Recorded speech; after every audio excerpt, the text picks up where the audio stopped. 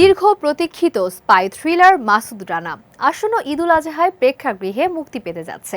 জনপ্রিয় এই চরিত্রটিকে বড় পর্দায় নিয়ে আসছেন পরিচালক সৈকত নাসির। সিনেমাটিতে নাম ভূমিকায় অভিনয় করেছেন রাসেল রানা এবং গুরুত্বপূর্ণ একটি চরিত্রে রয়েছেন সৈয়দা তিথি অমনি। তবে সবচেয়ে বেশি আলোচনায় রয়েছে সোহানা চরিত্রটি, যাতে অভিনয় করেছেন পূজা চেরি। সিনেমাটির মুক্তিকে কেন্দ্র করে সীমিত পরিসরে প্রচারণা শুরু হলেও সেখানে প্রধান নারী চরিত্র পূজা চেরির অনুপস্থিতি বেশ নজর কেড়েছে। এমনকি সামাজিক যোগাযোগ মাধ্যমেও তাকে এই সিনেমা নিয়ে কোনো পোস্ট বা প্রচার করতে দেখা যায়নি।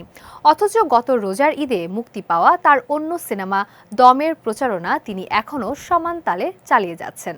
অথচ এই মাসুদ রানা সিনেমার জন্য পূজা চেরিকে প্রচুর পরিশ্রম করতে হয়েছিল। 2021 সালে শুটিংয়ের সময় একটি অ্যাকশন দৃশ্যে অংশ নিতে গিয়ে তিনি বেশ আঘাতও পেয়েছিলেন। তখন অত্যন্ত উচ্ছ্বসিত পূজা জানিয়েছিলেন, শাড়ির আঁচল ওড়ানো চেনা ছক ভেঙে এবারই প্রথম তিনি কোনো চ্যালেঞ্জিং চরিত্রের জন্য দীর্ঘদিন ফাইট ট্রেনিং নিয়েছেন এবং দর্শক তাকে একেবারেই নতুন রূপে দেখতে পাবেন। এত কষ্টের সিনেমাটির প্রচারণায় পূজার এই নিষ্ক্রিয়তায় প্রযোজনা প্রতিষ্ঠান আক্ষেপ প্রকাশ করেছে। সংশ্লিষ্টদের মতে গুরুত্বপূর্ণ চরিত্রে থাকা পূজার আরও সক্রিয় হওয়া উচিত ছিল। জানা গেছে বর্তমানে পূজা চেরি একটি স্টেজ শোতে অংশ নিতে মালয়েশিয়ায় অবস্থান করছেন এবং সেখান থেকেই সামাজিক যোগাযোগ মাধ্যমে নিয়মিত ছবি প্রকাশ করছেন।